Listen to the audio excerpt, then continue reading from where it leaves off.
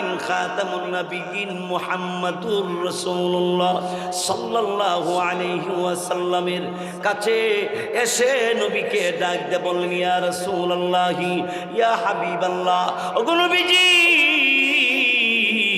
বলুন আপনার কি খেদমত আমি করতে পারি।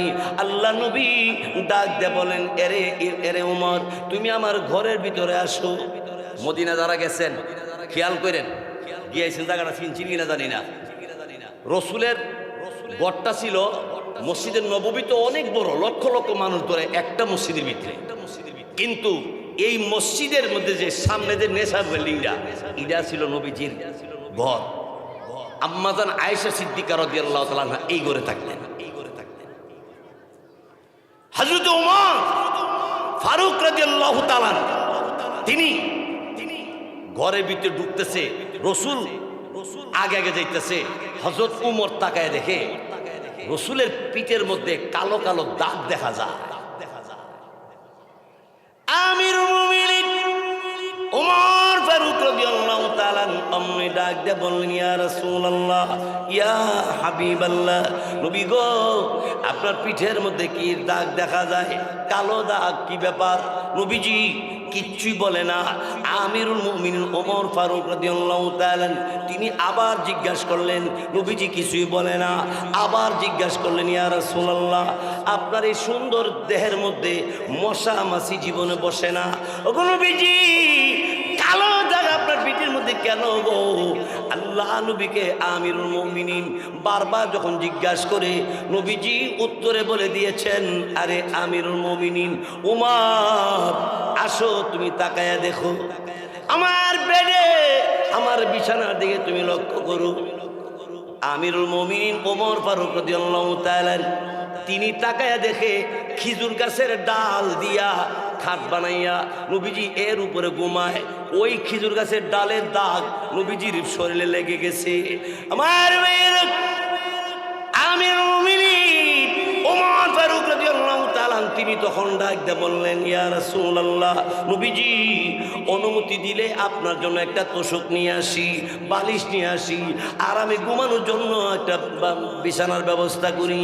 আমার নবী ডাক দিয়ে বলেন, না কিরে ওমর, আমার বিছানা লাগবে না, দুনিয়ার জমিনে আমি আরামে ঘুমাইতে আসি নাই, আমি এসেছি মানুষদেরকে শিক্ষা দেওয়ার জন্য। ইন্নামা আনা বুইস্তু মুআল্লিমা, রাসূল বলেন আমি এসেছি তোমাদের শিক্ষক হিসাবে। জোরে কোন সুবহানাল্লাহ। ডাক দিয়ে বললেন, ইয়া রাসূলুল্লাহ ইয়া হাবিবাল্লাহ, নবী গো আপনার পিঠের মধ্যে কি দাগ দেখা যায়, কালো দাগ, কি ব্যাপার? নবীজি কিচ্ছুই বলে না।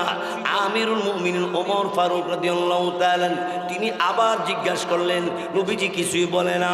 আবার জিজ্ঞাসা করলেন, ইয়া রাসূলুল্লাহ আপনার এই সুন্দর দেহের মধ্যে মশা মাছি জীবনে বসে না? ওগো নবীজি কালো দাগ আপনার পিঠের মধ্যে কেন গো? আল্লাহ নবীকে আমিরুল মুমিনিন বারবার যখন জিজ্ঞাসা করে, নবীজি উত্তরে বলে দিয়েছেন, আরে আমিরুল মুমিনিন উমর আসো, তুমি তাকায়া দেখো আমার বেডে, আমার বিছানার দিকে তুমি লক্ষ্য করো।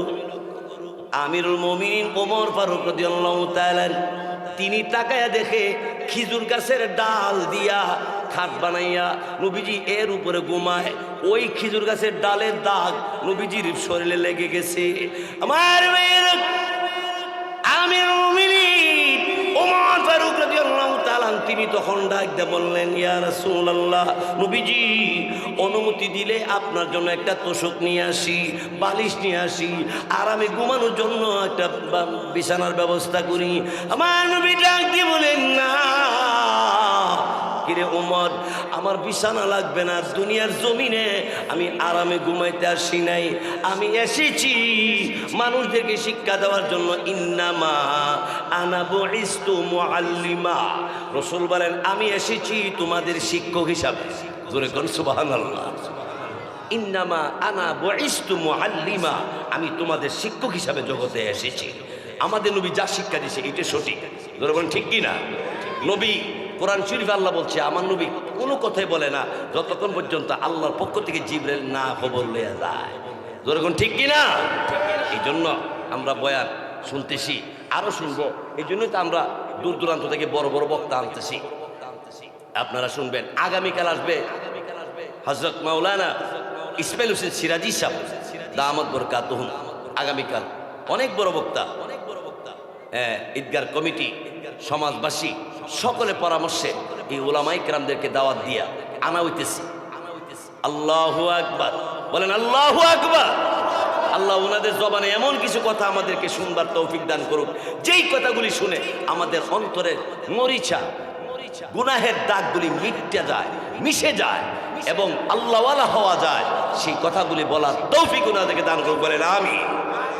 আচ্ছা যাক, আজকে তো আমরা আলোচনা শুনলাম, আগামীকালও শুনবো। তবে